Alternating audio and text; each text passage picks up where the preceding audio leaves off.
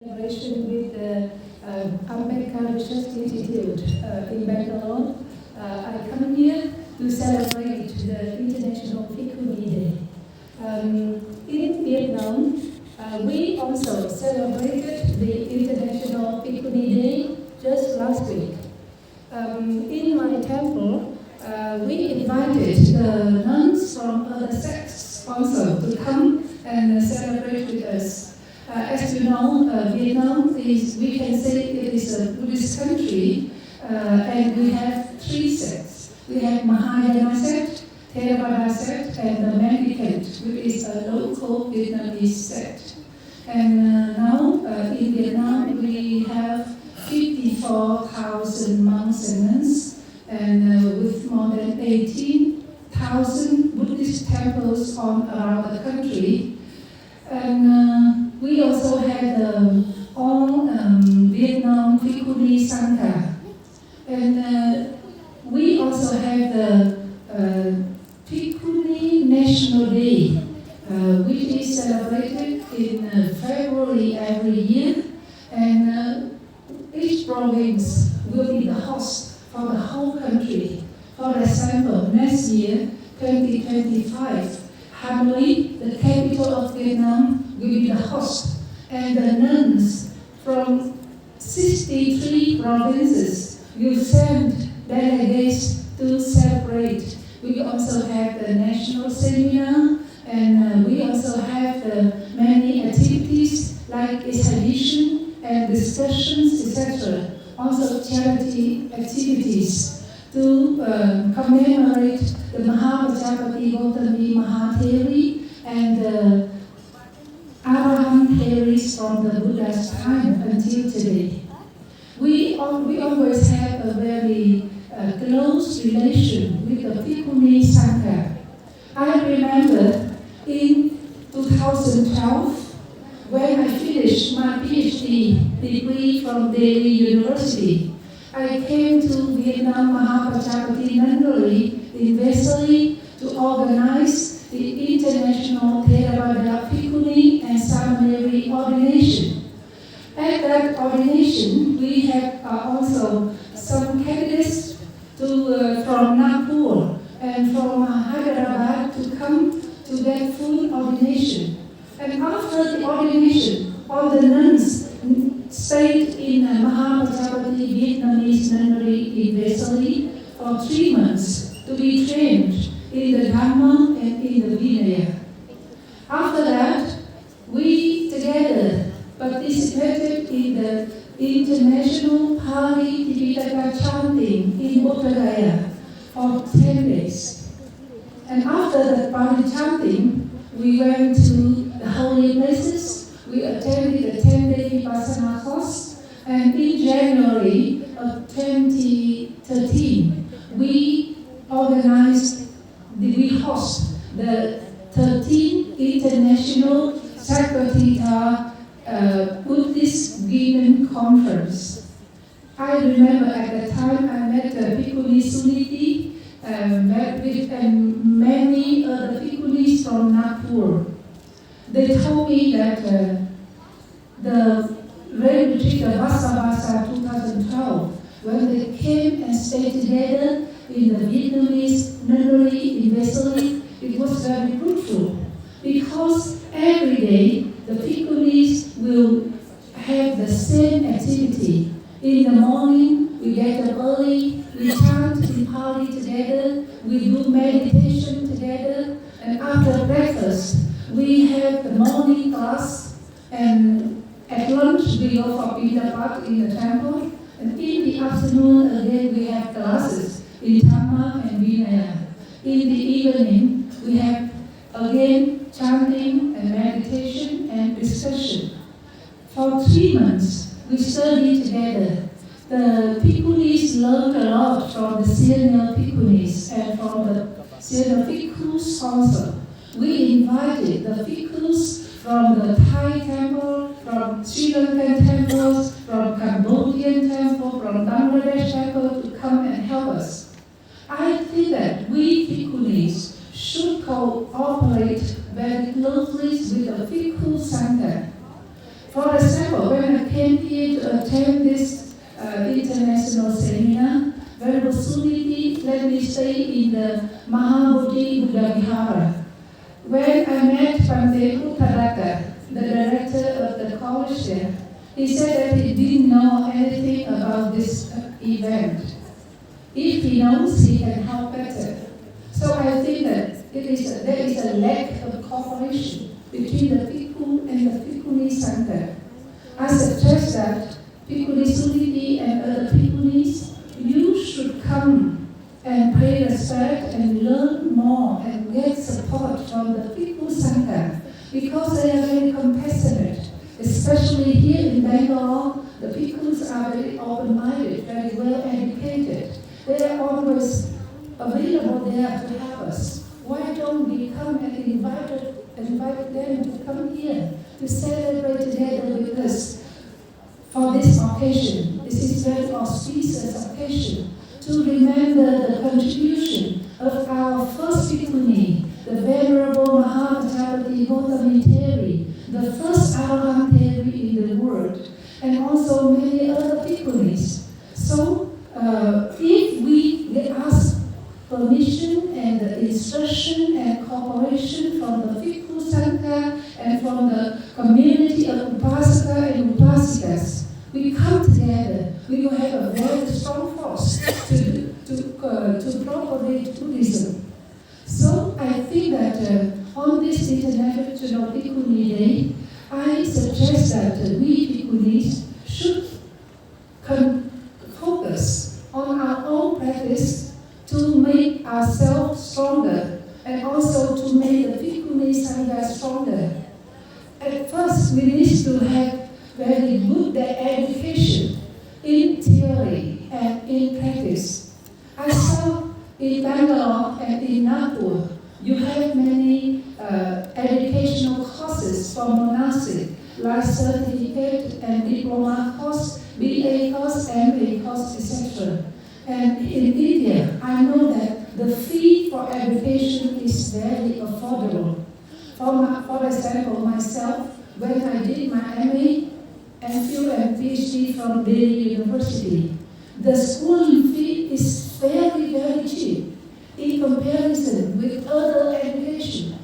So I sent my students to India to study. Now I have 2 students studying in Navanalanda Mahavihara University, and also some of my students are studying in Sri Lanka and Myanmar. But you see the fee in Sri Lanka is very high, but here the fee is good, and library, education, and teacher staff is very good.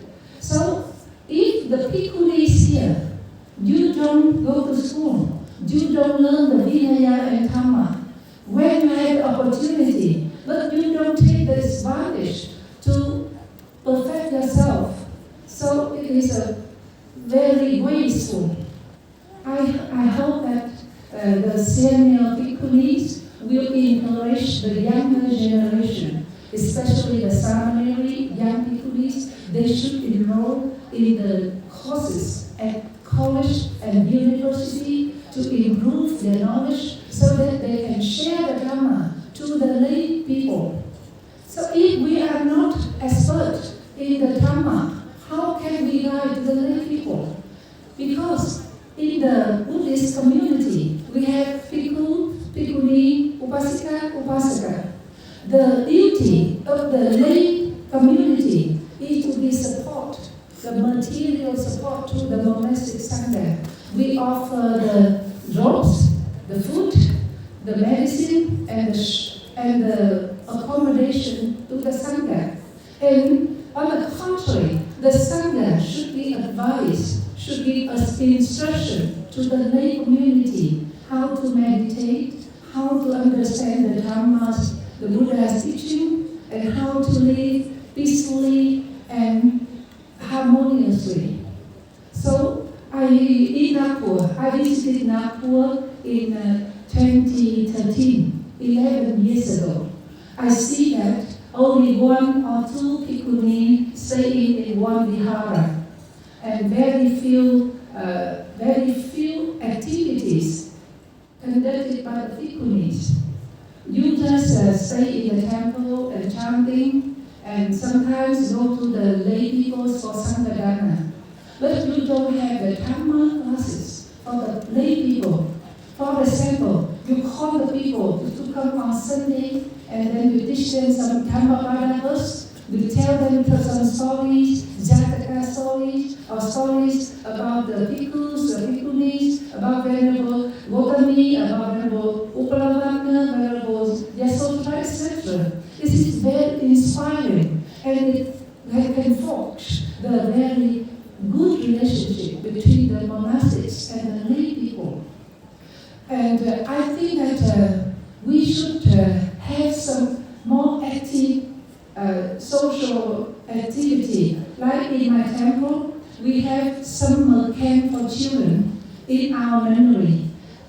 Every summer, in June or in July, we will assemble about 100 or 200 children, boys and girls. They will come and stay in the temple for 7 days or 10 days.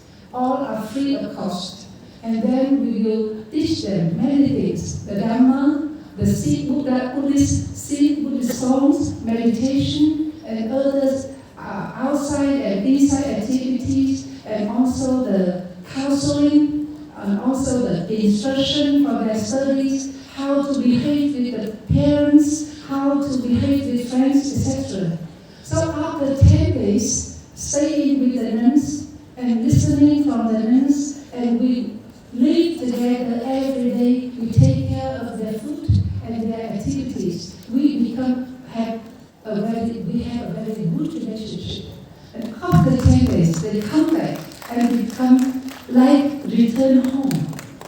So I think that it is not difficult at all, because when we organize, we will have, if we don't have budget, we can have a project. Oh, we need this much money to buy food, this much money to buy notebooks, this much money to invite teachers from outside. You can inform to the upasikas, and they can contribute. The money doesn't matter. What matters is how to have a good program, how to unite many good people from the society. Because even the lay community, we have many good teachers who is always willing to go volunteer, come and teach and support without any payment.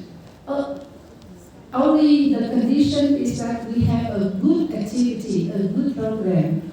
So, and we also can do charity, because bhikkhus and bhikkhunis, we don't have money, but we have the flag. We have a Buddhist flag, because we are pure in the conduct. What we do is only for the benefit of many. So you know that now in Vietnam we have the disaster, we have the flood, we have the very large hurricane, and more than thousands of people died, and 100,000 of houses corrupted. And you see monks and nuns, they raise funds, and then together with the lay people from the south, we went to many big groups, go to the north with the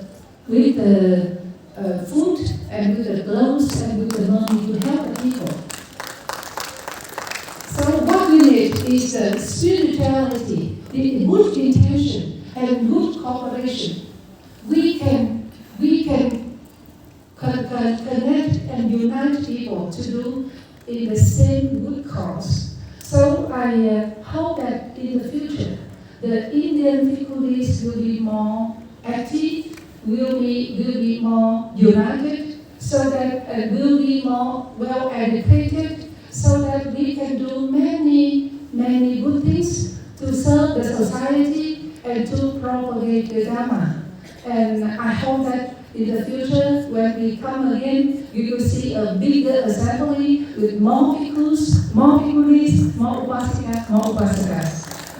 So thank you so much. So on behalf of the Vietnamese Bhikkhuni Theravada Sangha, I would like to wish the Indian Bhikkhuni Sangha will develop firmly and steadily and strongly, so that there are more and more bhikkhunis and samaneris who can do better for the good of the society and for the good of the Dhamma Sasana. May the Buddha Sasana thrive more and more in this world. Thank you for your attention.